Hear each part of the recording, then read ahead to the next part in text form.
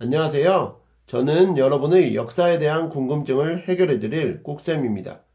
오늘은 중학교 2학년 역사 15강 조선의 건국과 통치질서의 확립에 대해 공부해 보겠습니다. 먼저 조선의 건국 과정과 의의에 대해 알아보면 이성계 등의 신흥 무인 세력과 정도전 등의 급진파 신진 사대부 등을 중심으로 조선이 건국되었는데 1388년 위화도 회군, 1391년 과전법 실시, 정몽주 등의 일부 온건파 사대부 제거, 1392년 고조선 계승의 의미를 가진 조선 건국, 1394년 한양 천도의 과정을 거치며 진행되게 되죠. 조선 건국은 백성을 나라의 근본으로 존중한다는 유교적 이상 정치 실현을 국가 통치 이념으로 정립한 점, 유교적 교양과 지식을 갖추고 시험을 통해 선발된 관료가 전국을 주도했던 양반 중심 사회 성립의 의의를 가지고 있었습니다. 조선은 태조, 태종, 세종, 세조, 성종을 거치며 국가 기틀을 확립하게 되는데 태조는 조선을 건국하고 한양으로 천도하였으며 정도전의 주도로 성리학을 토대로 문물을 정비했고요. 태종은 사병을 혁파하여 군사권을 장악하였고 육조 중심의 정치제도를 마련하였으며 토지조사와 인구파악, 세금 군역을 확보하고자 16세 이상의 모든 남자가 자신의 신분을 증명하는 신분 증명 호패를 가지고 다니도록 한 제도인 호패법을 실시하여 국왕 중심의 통치체제를 강화합니다. 세종은 유능한 재상을 등용하고 일반 사무는 의정부에서 처리하고 인사, 군사 관련 업무는 왕이 처리하게 하였고 집현전을 설치하여 학문 연구를 장려하고 훈민정음을 창제하였으며 왕과 신하가 유교 경전과 역사를 공부하는 제도로 더불어 국가정책을 논의한 경연을 활성화하는 등 유교적 이상정치를 추구하였고 백성 안정과 국가 재정 확보를 목적으로 토지의 비옥도와 풍흉에 따라 전세의 액수를 다르게 한 전세제도를 정비하였습니다.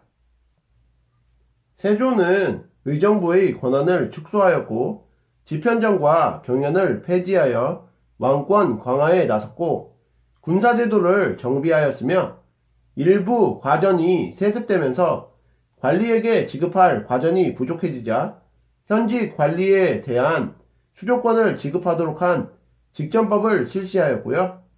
성종은 세조 때 편찬하기 시작하여 성종 때 완성한 행정조직과 여러 제도에 관한 규정 등으로 구성된 조선의 법전인 경국대전을 완성하여 유교 중심의 통치질서 확립에 나섰고 홍문관을 설치하고 경연을 부활시키게 됩니다. 다음으로 조선 전기의 대외 관계에 대해 살펴볼까요? 조선은 건국 초기에 요동정벌을 추진하여 명과 한때 대립하였으나 태종 이후 명에 조공품을 바치고 경제적, 문화적 실리를 얻는 4대 외교를 펼쳤고 여진과 일본에 대해서는 강경책과 회유책을 함께하는 교린정책을 펼치게 됩니다.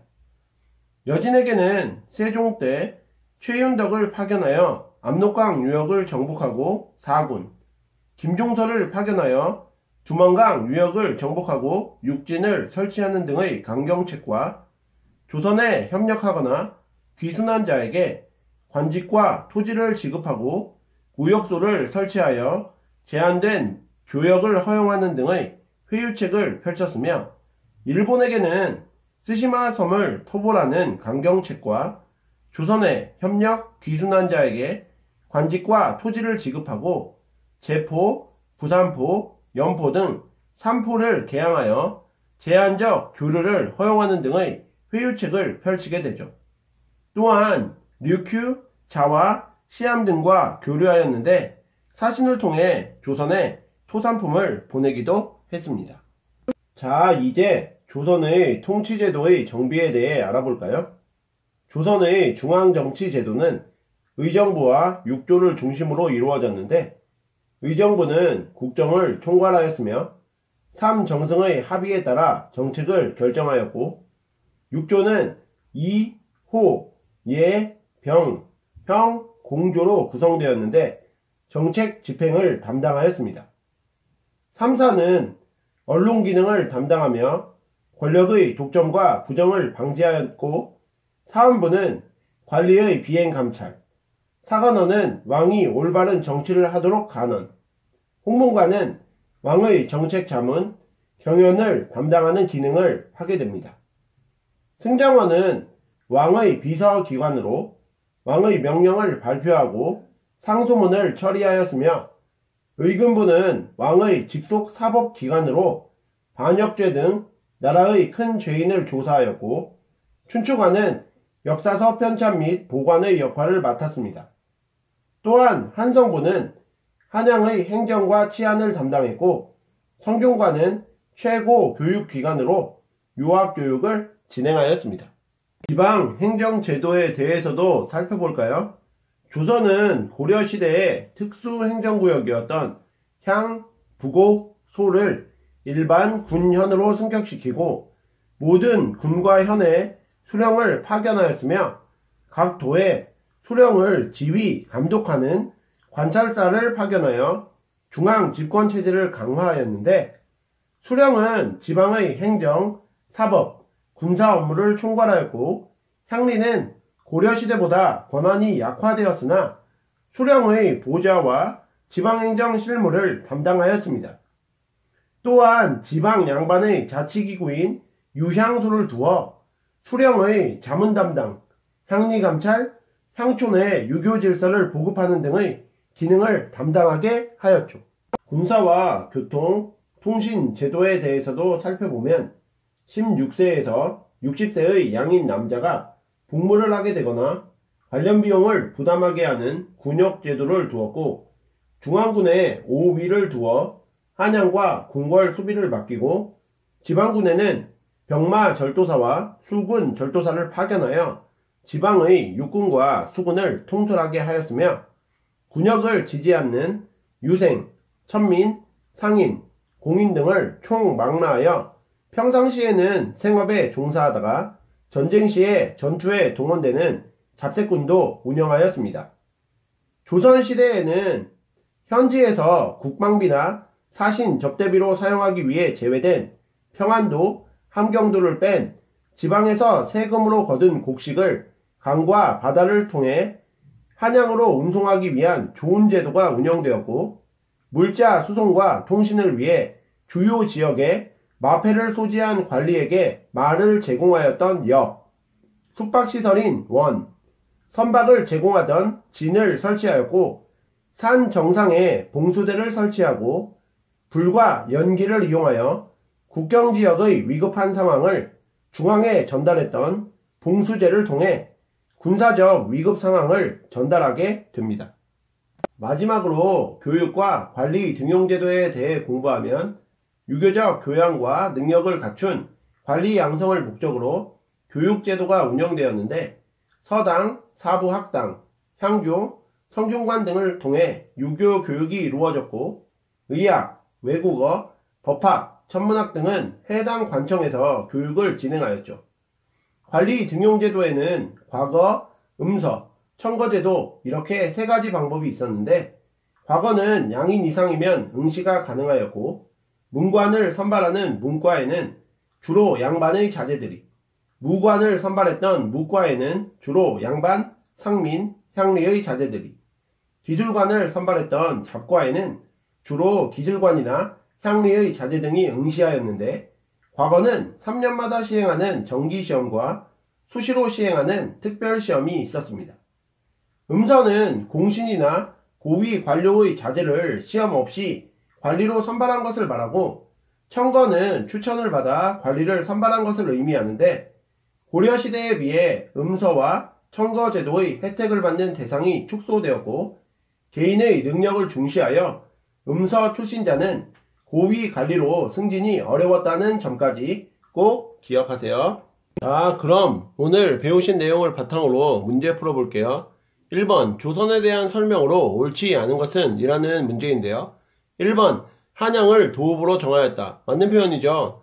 2번 유교 사상에 따라 한양을 정비하였다. 이것도 맞고요. 3번 성리학을 국가의 통치 이념으로 삼았다. 이것도 맞는 표현입니다. 4번 개인의 능력보다 출신 신분을 중시한 귀족 중심 사회였다. 이것은 틀린 표현이죠. 조선은 교육과 시험을 통해 선발된 관료가 정치를 이끌어가는 양반 중심 사회였습니다. 또한 개인의 능력을 중시하여 음서제도나 청거제도로 인해서 관리로 진출하는 것이 고려시대보다 어려웠죠. 그러므로 1번 문제의 정답은 4번이 되겠습니다. 5번 고조선을 계승한다는 뜻으로 나라 이름을 조선이라고 하였다. 이것도 맞는 표현이죠. 2번 문제도 풀어볼게요. 조선의 정치기구와 그 기능을 옳게 연결한 것은 이라는 문제인데요. 1번 6조 국정총괄 정책결정. 이것은 틀렸죠. 국정총괄과 정책결정을 했던 것은 6조가 아니라 의정부이므로 1번은 틀렸습니다. 2번 의금부 왕의 직속 사법기관. 이것이 정답이죠. 의정부는 왕의 직속 사법기관으로 반역죄 등 나라의 큰 죄인을 조사하였었기 때문에 2번 문제의 정답은 2번이 되겠습니다. 3번 승정원 최고 교육기관 유학교육. 자, 이것도 틀렸죠. 최고 교육기관이고 유학교육을 담당했던 것은 승정원이 아니라 성균관입니다. 4번 한성부 왕의 정책자문 경연 담당. 이것도 틀렸죠. 왕의 정책자문과 경영을 담당했던 것은 한성부가 아니라 홍문관에서 했던 일입니다. 5번 의정부 왕의 명령 발표 상소문 처리. 이것도 틀렸죠. 왕의 명령 발표 상소문 처리를 했던 것은 의정부가 했던 것이 아니라 승정원이 담당을 했던 일입니다. 그러므로 2번 문제의 정답은 2번입니다. 3번 문제도 풀어볼게요. 조선의 지방행정제도에 대한 내용 중 옳지 않은 것은 이라는 문제인데요. 1번 가영 모든 군년에 수령이 파견되어서 맞는 표현이죠. 2번 나영 전국을 8도로 나누고 그 밑에 군과 현을 두어서. 이것도 맞는 표현입니다.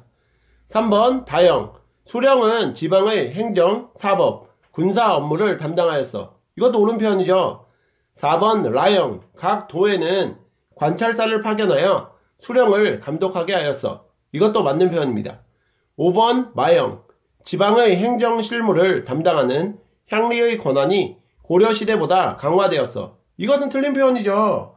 조선시대의 향리는 그 권한이 크게 줄어서 수령을 보좌하고 지방 행정 실무를 담당하였었기 때문에 3번 문제의 정답은 5번이 되겠습니다. 오늘의 마지막 4번 문제도 풀어볼게요. 조선시대의 관리 선발에 대한 설명으로 옳은 것은 이라는 문제인데요. 1번 기술관을 뽑는 잡과를 실시하였다. 맞는 표현이죠. 2번 과거에는 양반만이 응시할 수 있었다. 이것은 틀린 표현입니다. 과거는 원칙적으로 양인 이상이면 응시가 가능하였기 때문이죠. 3번 과거 시험 외에 관리가 되는 방법은 없었다. 이것도 틀린 표현이죠. 과거 외에도 음서와 청거를 통해 관리가 될 수 있었습니다. 4번 성리학이 중시되어 묵과는 실시되지 않았다. 이것도 틀린 표현이죠. 묵과를 통해서 무관을 선발하였었습니다. 5번 과거보다는 음서를 통해 고위 관직에 진출하는 경우가 많았다. 이것도 틀린 표현이죠. 조선시대에는 음서 출신자가 고위 관직에 진출하는 것이 어려웠습니다. 그러므로 4번 문제의 정답은 1번이 되겠습니다. 이상으로 중학교 2학년 역사 15강 조선의 건국과 통치질서의 확립에 대해서 공부해 보셨는데요. 복습 열심히 하시고 다음 시간에 뵙겠습니다. 감사합니다.